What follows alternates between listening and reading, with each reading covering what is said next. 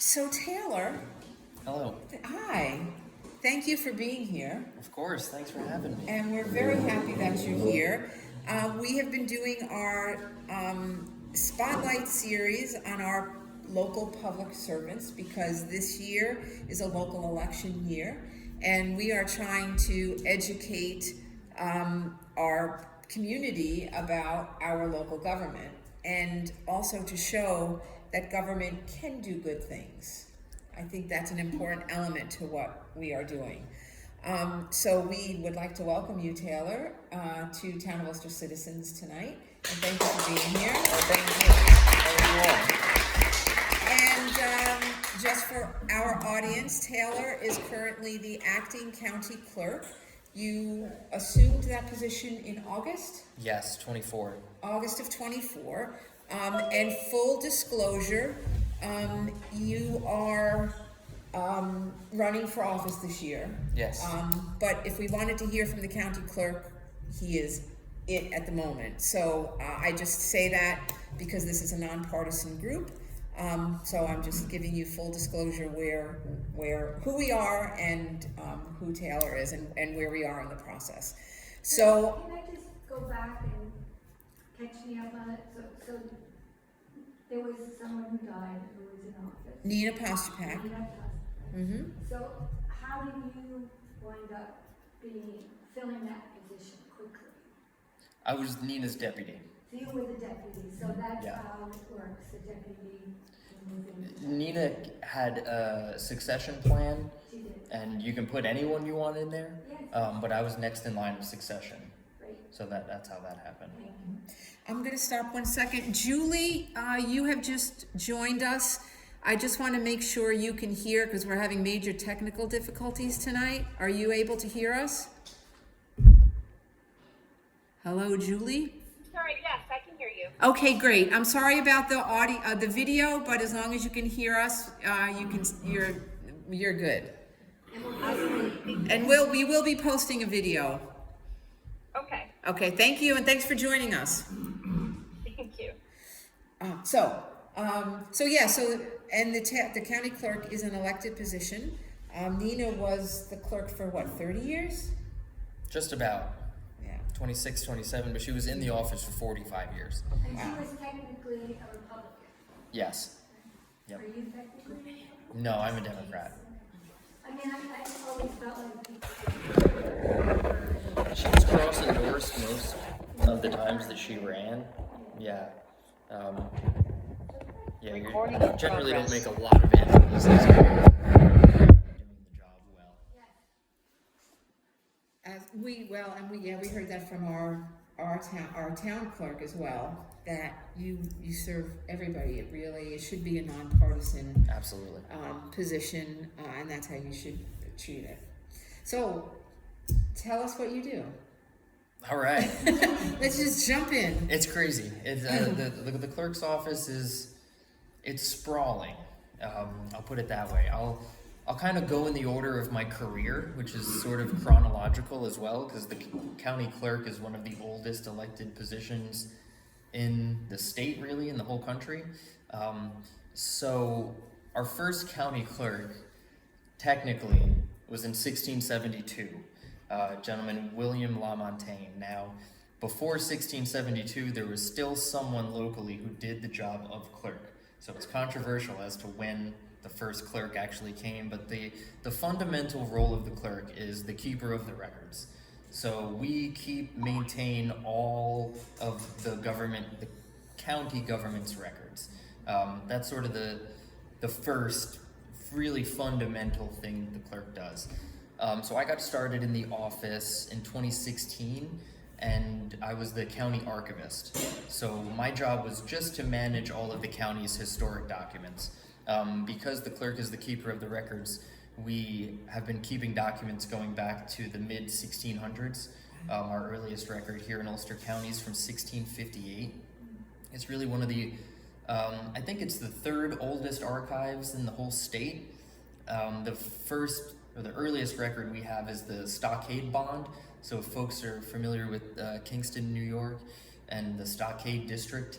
Our first record is the document that outlined the actual stockade that was built around that area in the 1660s, written by Peter Stuyvesant. And it's really remarkable that all of these records still exist today. We have a really good track record in Ulster County of our clerks being thorough and caring for these records, especially considering everything burned down multiple times, and they always were able to remove the records before that happened. So my job as archivist was a lot of public outreach, trying to talk to students and teachers and getting some of this material into classrooms to use it to teach local history. That's something that Nina was very passionate about. I should also disclose I'm the City of Kingston historian. Local history has always been a passion of mine. And so trying to get the word out about these documents and trying to fit them into curriculum that had already been going on was a big push. Digitization was also huge, still is huge, but trying to digitize these records to make them more accessible for folks that want to see them, that don't have to come into the office and try to read the old handwriting, especially the old records in Dutch. I should mention, we have one of the oldest collections of Dutch records. Yeah. I'm just curious, is there still microfilm used, or is everything digital?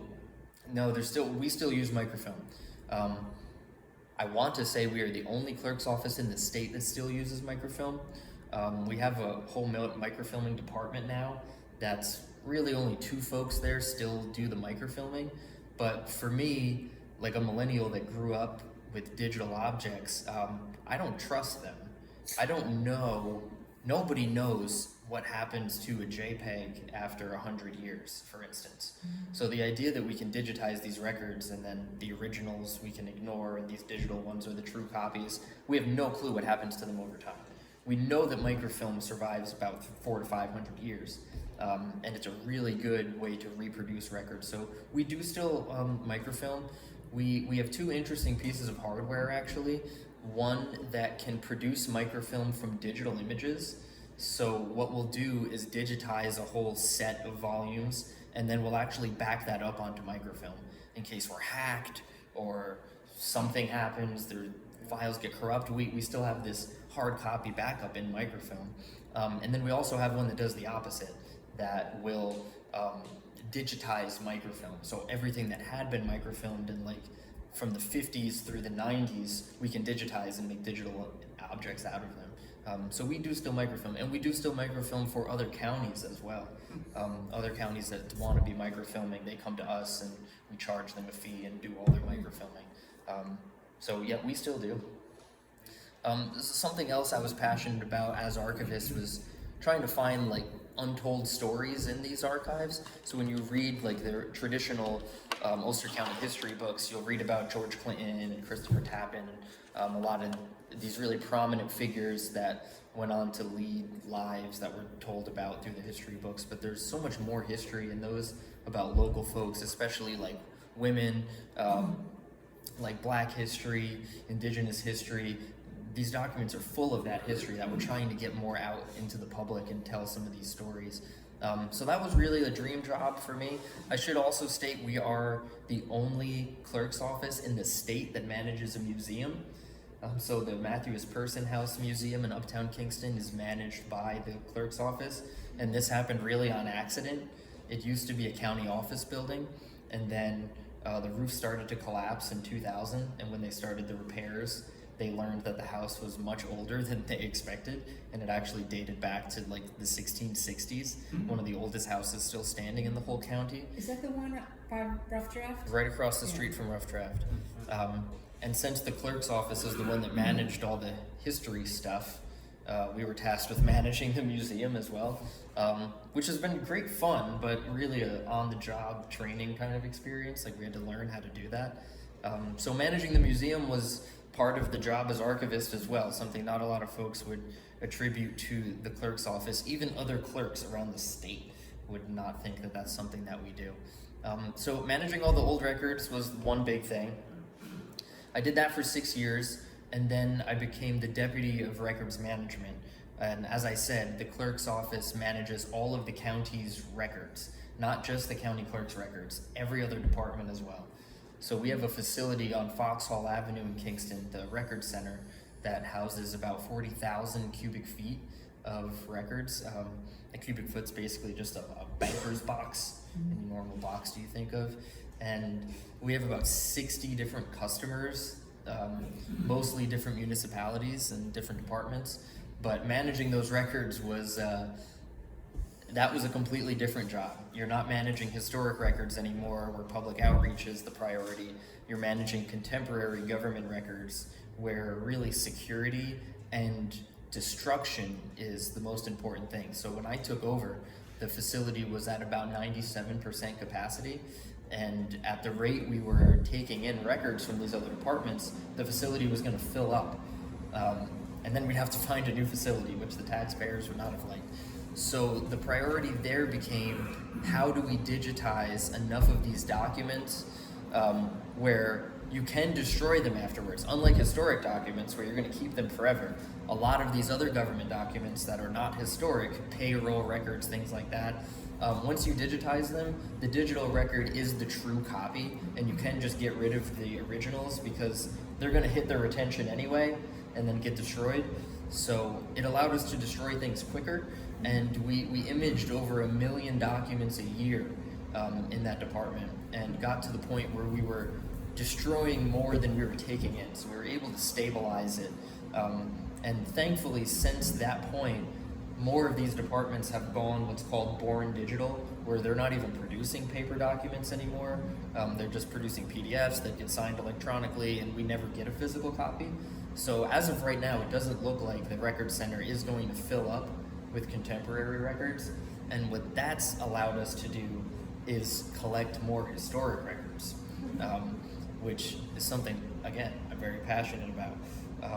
One interesting way that we've done this is by accepting photographic collections. So when I first started at the office, all of the records in the archives were government records. These old court records, deeds, mortgages, things like that. But we have a donation program that says if you find a government document that you feel is historic, you can donate it to the clerk's office, and we'll put it in the archives and treat it like any other piece of archival material. And in talking with the state archivist, he mentioned, since we have this program, realistically, anything we accept as a donation becomes a government document. And that opened the floodgates to really be able to accept anything that we deem historic. And so when the Daily Freeman had to move its building recently, they were going to destroy all of their photographs. 80,000 press images going back like 75 years. And not just the ones that ran in the paper, all the photographs their press photographers took ever in that date span. So that was a disaster, and we talked to them about kind of rescuing this collection, and they were open to it, and so we accepted this 80,000 photograph collection that we're now scanning and putting online for free.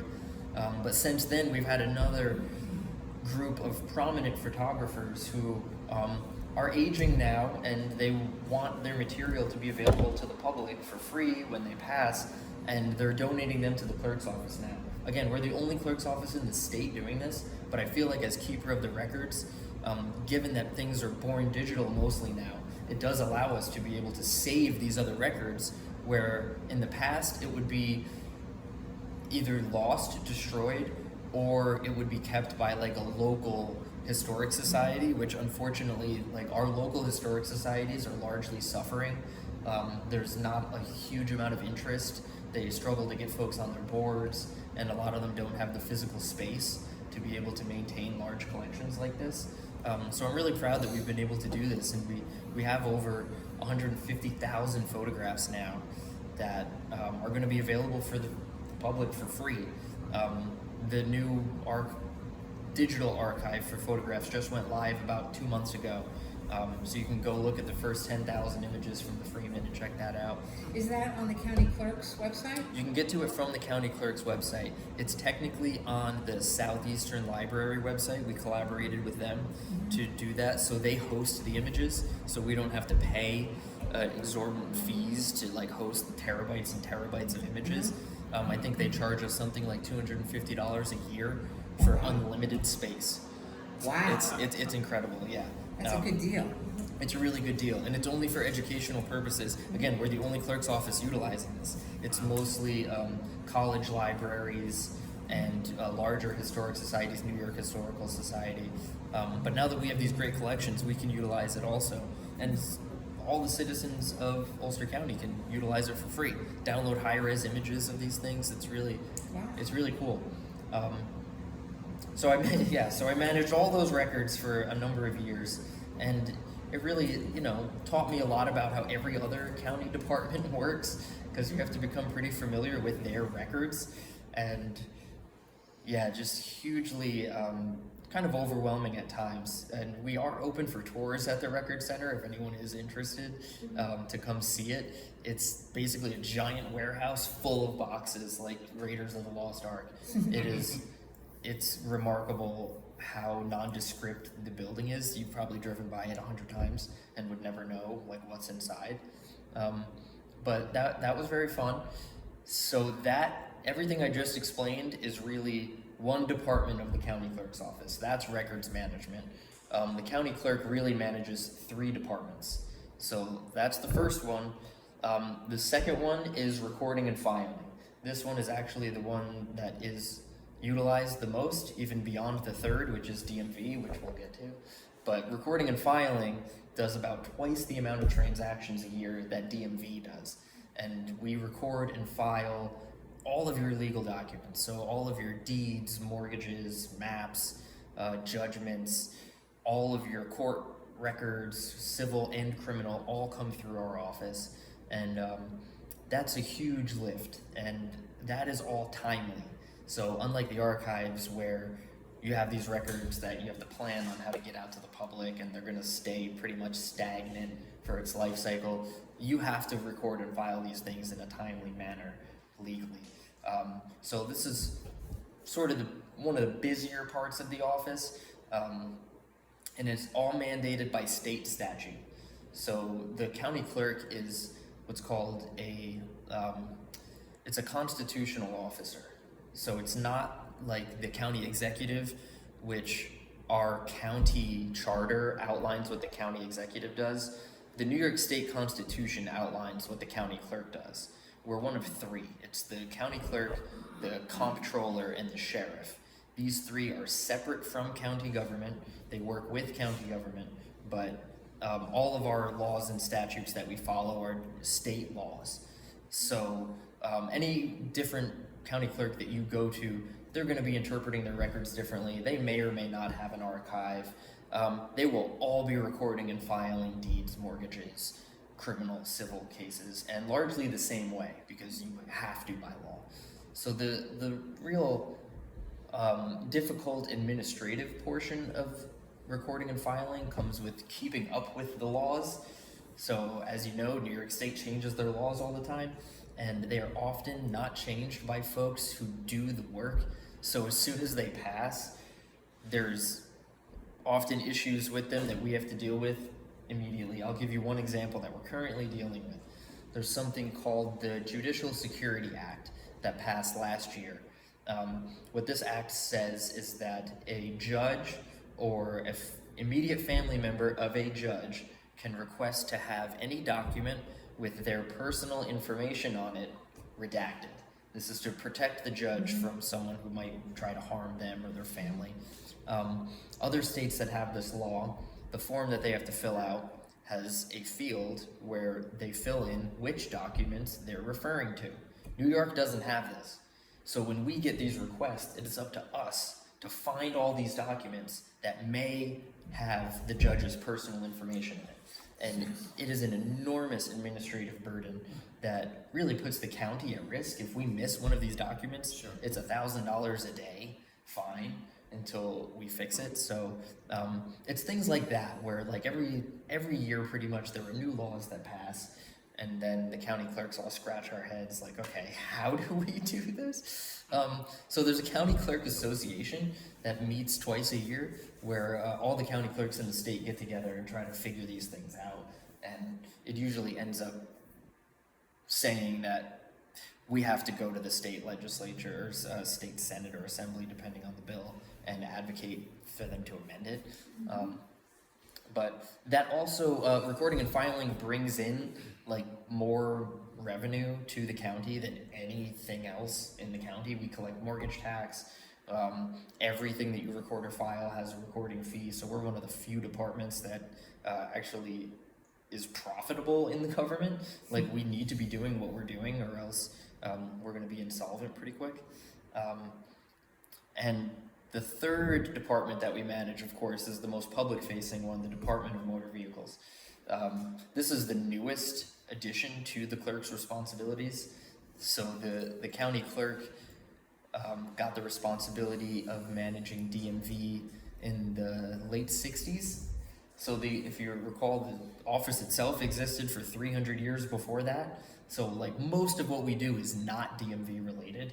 DMV is really an add-on that, again, is all mandated by the state. If we have little discretion in recording and filing, we have very little discretion in DMV. We have to adhere by the law and make sure folks have their forms in order and administer Department of Motor Vehicles. And of course, I'm sure everyone is familiar with the reputation that DMVs have nationwide. And that's Ours actually, is the best. thank you. Nina did a really good job, and it is, people generally like the appointment system. So right now at DMV, you need an appointment to come in. We can do same-day appointments. If you don't have one, you come in, we can make you one. And that has reduced the wait times significantly for the public. Also, the DMV mobile unit, we have a bus that goes to a different town in Ulster County every day, so that folks that don't live in or around Kingston can still utilize the DMV from their hometown. And we're expanding where that goes. We're doing a test run in Plattekill in a couple weeks, and then it'll be going to Plattekill one day a month, and we'll see what the turnout there is. But DMV is a whole different animal than anything records related, really. One of the bigger differences with DMV is none of the records that we even collect are county records. They're all state, they just go to the state. So we really have little discretion regarding the administration of it. The only discretion comes in what's called supervisory overrides. If it says so-and-so needs this many proofs of their identity, if they have 3 of the 4, a supervisor often can do an override and say, okay, they are who they are. They have enough that we trust this. But other than that, it's follow the rules, follow the law. And what I'm trying to do is expand the hours. So from what I hear from constituents, one of the bigger struggles with DMV is just getting there. We're open 9 to 5, Monday through Friday, which is generally exactly when everyone's working. We are open later on Thursdays, but if we could be open earlier and later every day, I think that would be easier for a lot of folks and us. It would allow it should reduce the size of the lines, because it would give people more time to be coming. But between those 3 totally different departments, records management, recording, filing, and DMV, it is almost comical how little they interact with each other. They are really totally separate entities. So we have a deputy for each. The county clerk, in a lot of ways, just oversees the 3 deputies and then comes up with like large scale ideas for how we can streamline certain things. And right now the discussion's often like how we can utilize technology to try to make some of these transactions quicker, easier, and easier for folks to understand, because I don't even understand. Like, I've worked in this office for 8 years now, and talking to like other clerks around the state, like there's not a single county clerk, I'm gonna say anywhere in the country, that knows every part of the job. It's just too much. Like, even within a department, in recording and filing, you'll have one person that knows civil, and that is a career, to know everything that goes in and out of a civil proceeding. Like, if you do civil, you're not doing criminal. And if you do either one of those, you're not doing land records. They're so separate, and there's so much to memorize and know, that it's unrealistic to assume the county clerk knows everything. I'm trying to learn everything, and yeah, you learn pretty quick. It's just not realistic. You need to know where to look. You need to know who you can contact, who does know these answers, who's your experts in each different area, and that's been a learning curve, because I've traditionally been like, if you want something done right, do it yourself kind of person. Like learn everything, try to do everything. And with this job, you just can't. So I'm working through that, learning to trust the deputies, trust the employees, and try to make it as easy for the public as possible. Because every day we'll get phone calls from the public, like, oh, how do I fill this form out? How do I need this? And I look at the form and I'm like, I don't know. Your guess is as good as mine. Let me call the state. I don't know what they meant by this. So there's a lot of different hands involved in the clerk's office. There's a lot of different laws to follow. Some of them contradict. And I like to say the clerk's office in a lot of ways is sort of like the engine of government. It's not flashy. It's not something people want to see. It's not the nice paint job. It's not the steering wheel. We don't drive policy. We just make sure it runs. When laws are passed, we make sure that they work, and that's that. So were you one of the 3 deputies? So I was the deputy for records management. Yeah, and I did that about 2.5 years. And Nina was the deputy for recording and filing.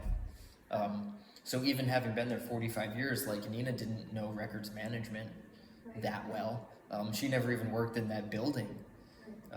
We have, again, 3 totally different buildings that these all take place in. I'm the first county clerk in Ulster County history that's actually worked in all 3 of them. So then Wow. there's a deputy for the DMV. There was a deputy for DMV who, thank goodness, remained on when Nina stepped down, Nancy DeGasperis. She's been there about 20 years now, and I couldn't do it without her. Yeah, I don't know that the state could do it without her. She gets calls from the state DMV. That's like, Nancy, how do we do this? Because don't forget, at the state level, they're kind of more political. Where, like, at the local level, we're nuts and bolts doing the work every day. But with changes in administration, the changes of the head of these, like, agencies change. So a lot of the folks working at the state DMV haven't worked at the DMV as long as Nancy has. And so, like, the state actually relies on their local folks quite a bit, which is something fascinating that I'm learning too. Like, you can't expect to call the state and have them know the answer. Is there someone that works with Nancy that, like, is coming up that, if she ever left, could take over? She has 3 head clerks that are all very good, but it's a different job. So even Nancy, like, Nancy is great at the administration of DMV. Like, she knows the forms, she knows what you need, she knows all of that. But what you deal with a lot at DMV is angry customers. So a lot of what you need from a good DMV deputy is someone who can deal with the public and manage the staff. Like, you could realistically have a DMV deputy who didn't know anything about DMV, and they'd be successful if they were able to manage a fairly large staff and an irate public. Which Nancy happens to be good at all of it, so we'll take it. But yeah, it's a unique position to be in. And the bus driver is even different. Like, the DMV bus driver needs to have a CDL and needs to know DMV and needs to deal with the public. Like, that's like the hardest job to fill in the county. You can count on one hand how many people have all of those qualifications. So our bus driver is retiring in a few months, and it's on my mind. It's tough. Can I ask, how did this position become an elected position if it is the nuts and bolts of every day? It has always been. It has always been an elected position. Going back to the first county clerk, that's something I asked too. I'm like, shouldn't it be appointed? The idea is you want your county clerk to be independent from whoever's running the government, because we manage the records. So if you had a corrupt government official who has appointed the person in charge of the records, they would have an incentive to assist that person in destroying the records and so on. So having it be an independent entity makes it just that, independent. I don't report to the county executive or comptroller or sheriff or anybody. I actually found this fascinating law recently that, okay, this is fun. So if the county sheriff is accused of a crime, it is the county clerk's job to house the sheriff, secure the sheriff, provide food, water, shelter, and rides back and forth to and from court, because the idea is the sheriff cannot be held in the county jail that he runs. And being an independent elected official, separate from everything else, You have to live in your house? So where would you house him? it can be my house, but I can also choose. I can choose where he's held, but it is my responsibility to make sure he stays there. So you could then go, like you could say, you could come to Sure. the town of Ulster and say, we need to secure the sheriff. Can you house He's got to him here? sleep on the couch for a month. Yeah. Yeah. And I sent this to Sheriff Figueroa, and I was like, have you heard of this? And he said, yeah, I've never heard of this. This is an antiquated law. This is what I have under sheriffs for. And then like 2 hours later, he texted me and he was like, it turns out that is still on the books. And it's not even that old. That's like a 1950s law. Wow. Yeah, apparently this came up somewhere else in the state, and there was a whole controversy, which I guess when you think about it, it makes sense that you don't want your sheriff being held and maintained by he's got the keys. Yeah. But yeah, it gave me a little more of an idea of the responsibility of the clerk, and why it would be its own independent elected official. Like, it has a lot of these little ancillary responsibilities that are separate from the three departments, that are, funky. It's also interesting to think it is an elected office, but qualifications and experience really matter in this one, because because we have the same with Susie. You know, she's a really great clerk. Like, you're doing a great job. That it doesn't matter what she is. I think we all would support her simply on the fact that she does a great job. And so that qualification and experience is of utmost important in that position. That's really all we do. You know, we don't do lawmaking, we don't vote, we just do the work. And it's the same with Nina. Her mentality was always just, when I first asked her about becoming clerk years ago, I said, Nina, do you think I could do it? Do you think if I really put my mind to it, I could be county clerk someday? And she said, oh, Taylor, it's easy. I was like, what do you mean? Like, I see what you do. Like, it's not easy. And she said, yeah, all that you can learn, and you have people that can help. She said, the job of county clerk is just help people. That's it. You just help people navigate this really bloated bureaucracy that we tend to have. And if you just focus on that, the job, maybe not easy, but simple. Like, when people call you, you answer their questions, you point them in the right direction. We are the most public-facing government agency in a lot of ways because of DMV. So we field a lot of phone calls that have nothing to do with our office at all.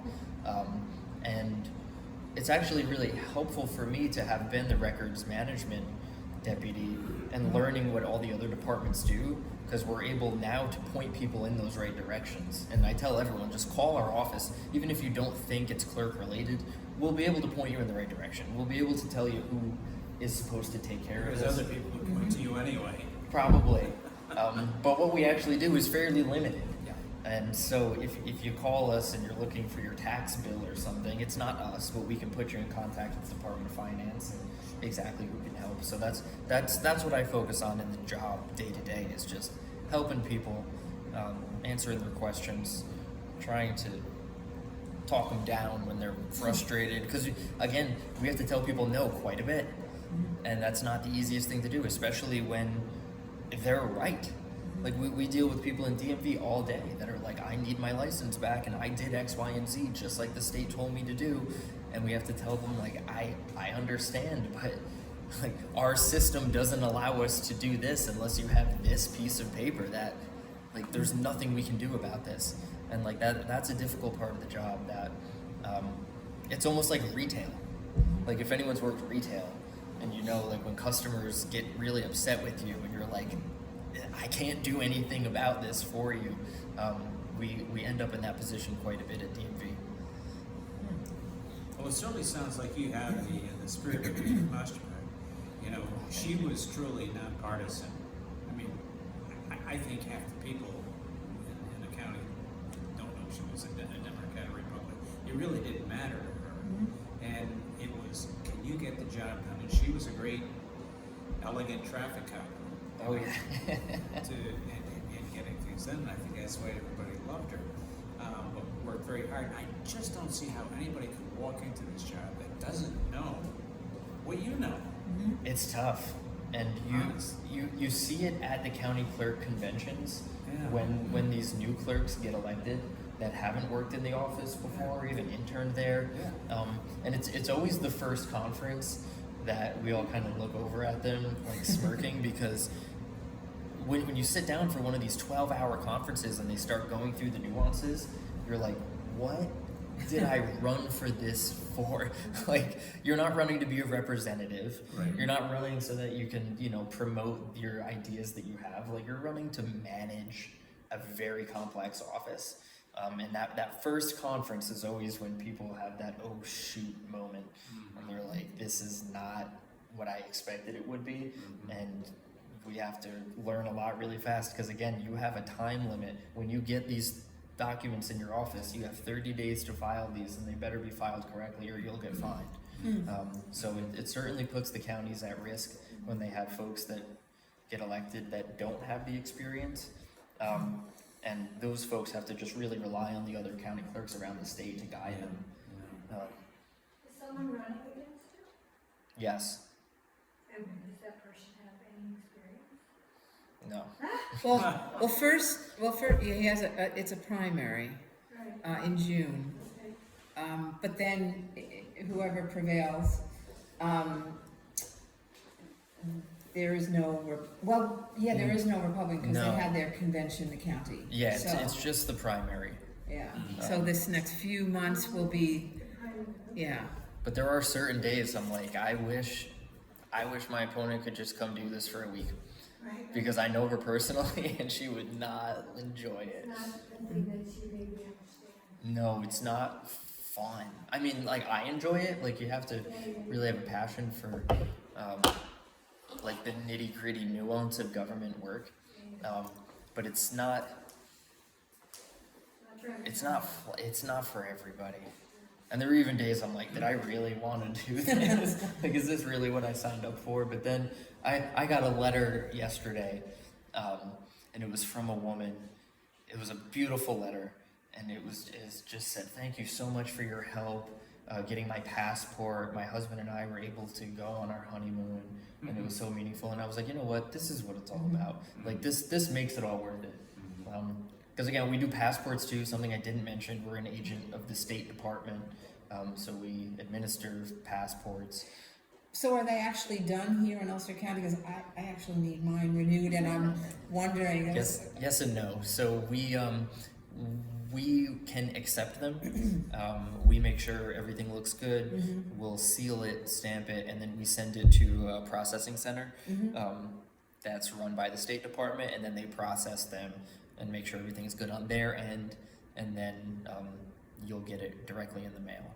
So yeah, you can do it through us. Are you finding that things are starting to slow down? Has that office been, or that part of State Department been affected by cuts? I won't say it's slowed down. There are, we're getting mixed messages specifically about gender. So anyone who's been following the news, the State Department started disallowing the X gender marker in your passports for trans individuals. but there's a question as to whether you can change from one binary to the other. Like, can I just go from male to female? And if I can't, what do I do if my passport currently says I am a gender that my birth certificate doesn't? And we're getting mixed messages. I gave a talk at the LGBTQ Center last week about this because I wanted to hear from them. And it's not consistent. So like our office, we'll accept anything other than the X gender markifier. And we'll tell you, you know, you're wasting your $45 fee because once it goes to the State Department, it's going to get thrown back. But folks are trying to change back to their birth gender and trying to change from their birth gender just to the opposite gender. And some of them are going through and some of them aren't. So it seems like the guidance from the State Department about these gender markers has not been clear. And the most recent passport agent handbook that they sent didn't reference any of this at all. So we're not getting a lot of guidance from the State Department as to what we're supposed to do, which I feel my job is just to try to save people the $45 fee. So if they're trying to do something that I think is going to get pushed back, we'll tell them, like, we don't have a problem with you doing this. We will accept it. But if it gets rejected, you can't get your $45 back. And that's been a little difficult to navigate. But I imagine with time, it'll become more clear what we're supposed to be doing. And are more people getting real IDs? Yeah, this is actually a really important thing. I don't even know where to begin. So starting May 7th, you will need a real ID to get on an airplane. So what this means is if you look at your license, you have 3 different license options in New York. There could be a little flag in the bottom right-hand corner. That means it is an enhanced license, and that will get you on a plane or get you into federal buildings. It's technically a federal document. If it has a little star, I think mine is the enhanced. If it has a little star on it, it's a real ID. And the real ID will get you on an airplane, but not in federal buildings. And this is a state document. If it doesn't have the flag or the star, it is a normal driver's license. And that is not going to be valid to get you on an airplane starting May 7th. So then which one do you get to go everywhere? A passport. Oh, okay. So what we've been recommending is that the enhanced driver's license with the flag on it, it's a federal document, and it also allows travel to Canada and Mexico. It's basically a North America passport. The real ID is a state document. So it won't get you into Canada or Mexico, but it will allow you to travel domestically. Passport can get you anywhere. So if you travel, then probably the enhanced is what you would want to get. If you're traveling to Europe, you need a passport anyway. Right, exactly. And what we've been recommending is the passport card, which is the same size as your license, but it's a passport. Because what we're hearing with the enhanced driver's license, because it's a federal document, there has been threats to revoke that from the Trump administration because we're like a sanctuary state and we have the green light law.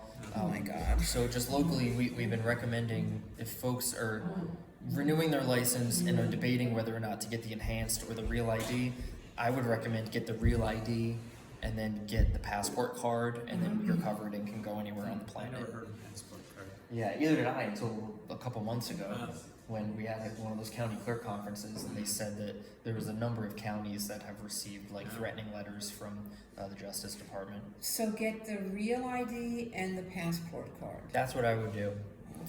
It's actually a little cheaper, but then in case there is any shenanigans with the enhanced ID and the federal government revokes it as a federal document, it won't affect you at all because you'll still have the real ID. And you can travel anywhere with that passport card, and you'll be good to go. And is the passport card in place of carrying a passport? Yeah. So Yep. do you need to renew your passport then? You still need to renew your passport. I don't know. I think you can renew it. Like when you renew your passport, there's like a checkbox for if you want the card as well. and then okay. there's like an additional fee, something like $50, and they'll send you your normal passport, and they'll send you the little passport card, so you can just put in your wallet. And So when it'll get I you renew in. my passport this year, you would recommend that I do that? I would. I'm going to, because I didn't know about it, and we never really needed it. It's But complicated. it seems like a pretty good idea. It is complicated. There is something else that's new in New York State. There's a mobile ID. So if you like look in your app store on your phone for New York State mobile ID, this is something that the state isn't pushing too hard right now because of a number of issues. But basically, it's a way to have your driver's license on your phone.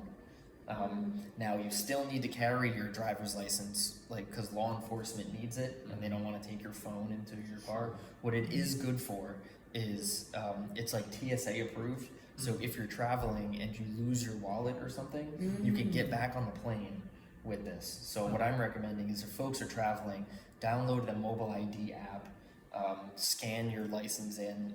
It's all through the state, it's secure, and then God forbid you lose your wallet or your ID when you're away, you can get back home at least.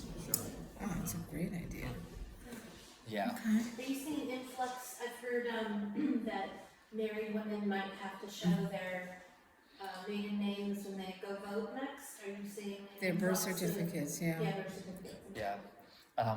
No, we don't do birth certificates.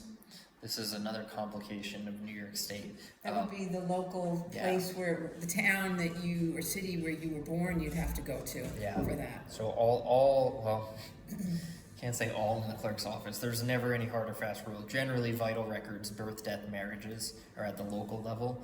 Although they did change the laws throughout history, so we do have some marriage records from like 1869 to 1872, and then from 1881 to 1884. Yeah. But generally, no. Unless you're doing genealogy, then come talk to us, and we might be able to find it. But we haven't seen an influx in that. And I don't expect we will. I know.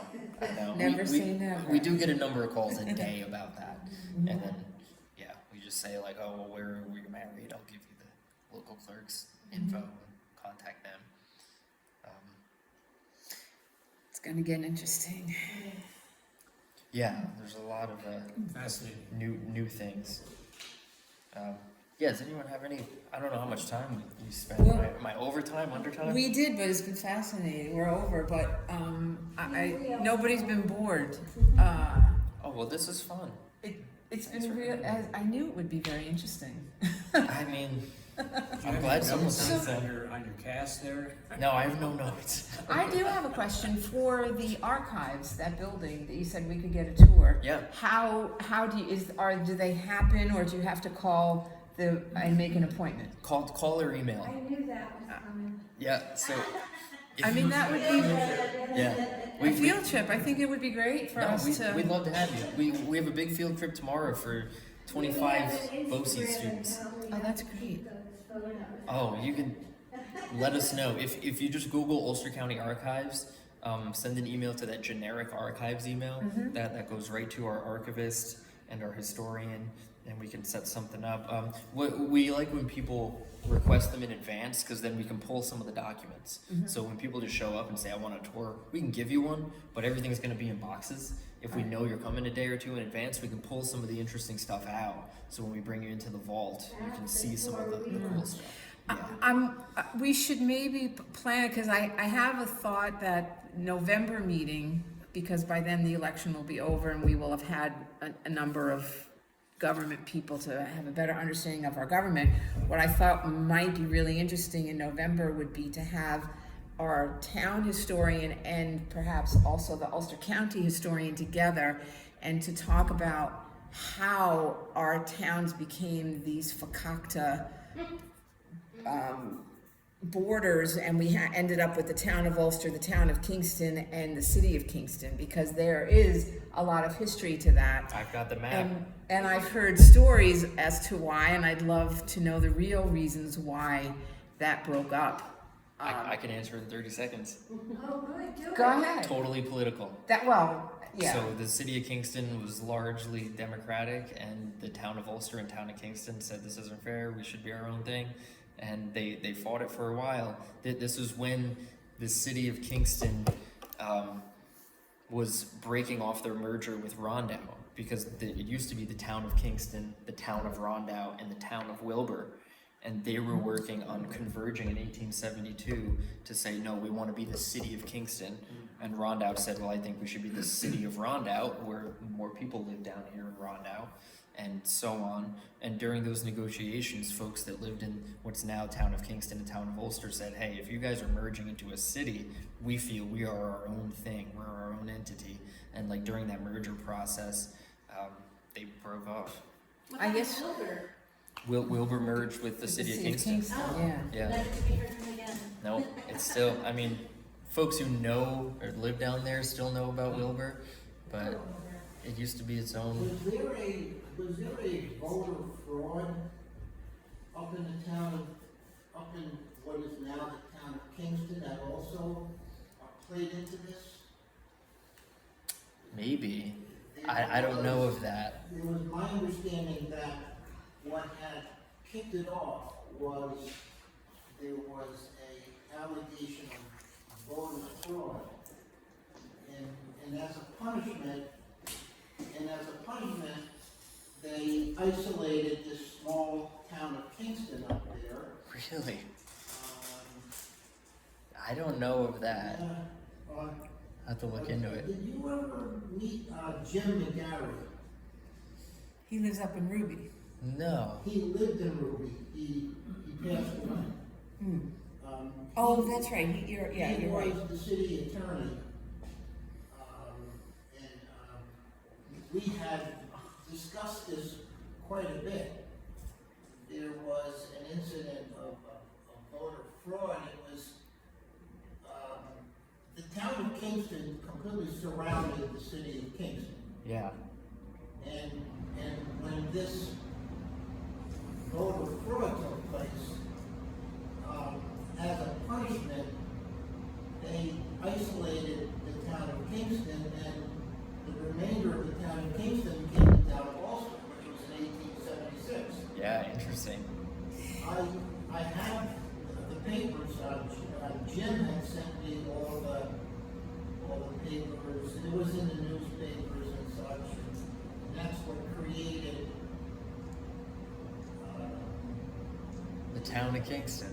the town of I gotta look into that, yeah. Actually, it was a punishment to people up there. And these people that were so uncreative in making the town names, like the town of Ulster, that people confuse with the county, town of Kingston, city of Kingston, it's really stupid. It really is. Oh, yeah. Well, there was a whole debate. They wanted to call Kingston Kingston on Hudson to separate it from the other Kingstons. Come up with another name, man. We were the first Kingston. We're older than Kingston, Jamaica, and Kingston, Ontario. I'm like, everyone else should come up with a different name around Kingston. But yeah, that's a whole. And So it bugs me that town of Ulster does not have our own address, that we're Kingston, New York, yet we're the municipality of the town of Ulster. It's so confusing. it is We confusing. lose a lot of taxes because of that too. I'm sure that's true. It is. That's a pain in the neck. Sales taxes. Yeah, I don't know why they chose to name it the way that they did. Yeah. So you didn't know that the instigator up there actually ran for the vice presidency of the United States? Which one? His name was Parker, Oh, Alton Parker. Alden Parker, Yeah, I know that.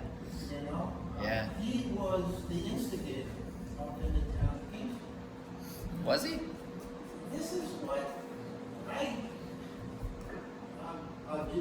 Jim had, I used to go up and see Jim. I mean, we served together on the Maritime Museum Board, and also he was a Democrat, like I was an old city Democrat. So I gotta check that out. I don't know much about Alton Parker, honestly. I know I've seen a handful of newspaper articles that are very funny because they're all about how Teddy Roosevelt is coming to town and none of the papers are excited about it at all. because he's running against Alton Parker, and all the papers locally are like, we love Alton Parker. And it's like, yeah, like we think now, like, wow, Teddy Roosevelt came, and they were like, yeah, Teddy Roosevelt came, but Alton Parker is going to be there too. And they were so excited about it. Yeah. Yeah, I should go because I'm about to start ranting about John Burroughs and Alton Parker. There's a fascinating history there. Julie, I'm just going to check in with you online. Do you have any questions for Taylor? Hi. Hi. I was super interested in why the stuff broke down. I heard it was like voter fraud in the 1850s, but I'm glad that we're corrected. I gotta look into the voter I'm fraud gonna go claim. back to the. I know that the county clerk, the clerk is different, and there's only a few places that use Chamberlain. I know that. I'm always like interested. This has been very, very like. I guess I didn't know about the Hall of Records. I didn't know how long like microfiche lasted. Microfiche, right? I say microfiche. I'm just going back to that. But back to this, I didn't know that people split because of political lines. I actually thought it was voter fraud. It probably was a combination of the two. I gotta look more into the voter fraud thing because I hadn't heard that. I heard it was a political split, but that there was some corruption. That's what. Doesn't this include like Katrine and Ruby and Glasgow too, right? Yeah. Well, yeah, I'm not sure about Glasgow, but definitely Ruby, Lake Katrine. So we'll have to. So then, I think we do need to have the historians in, and let's do a presentation on this because I think it would be really interesting. Yeah, and Rob should know. Yeah. And we actually store some of the old Dutch church's most interesting artifacts at the Hall of Records. Oh wow! So we could pull those out if you come. Uh-huh. Like their George Washington letters in the archives. Oh wow! Yeah, really, really remarkable stuff. Very interesting. Well, Taylor, thank you so much. Oh, anytime. Thanks for having me. Yeah. Thank you.